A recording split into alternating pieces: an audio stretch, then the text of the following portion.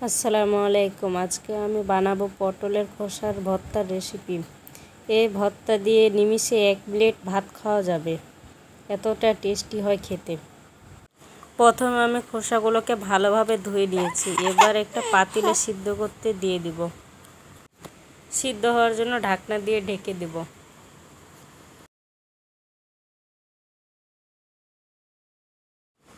ফিরে আসছি কিছুক্ষণ পর। পটলের খোসাগুলো ভালোভাবে সিদ্ধ হয়ে গিয়েছে।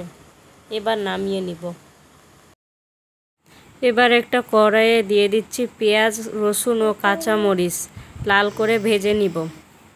এবার দিয়ে দিচ্ছি সিদ্ধ করে রাখা পটলের খোসাগুলোকে। এবার পটলের খোসাগুলোকে কিছুক্ষণ ভালোভাবে ভেজে নিতে হবে।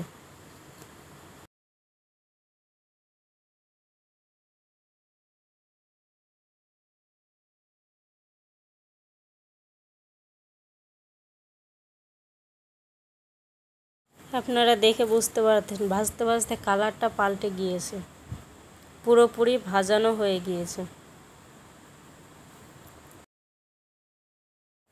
এবার খোসাগুলোকে ভালোভাবে বেটে নিব। আপনারা চাইলে ব্লেন্ডারও করে নিতে পারেন। দিয়ে দিচ্ছি 1 চামচ লবণ।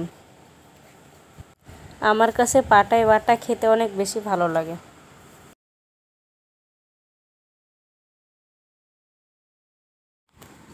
বাটা হয়ে গিয়েছে। এবার দিয়ে দিচ্ছি অল্প সরিষার তেল।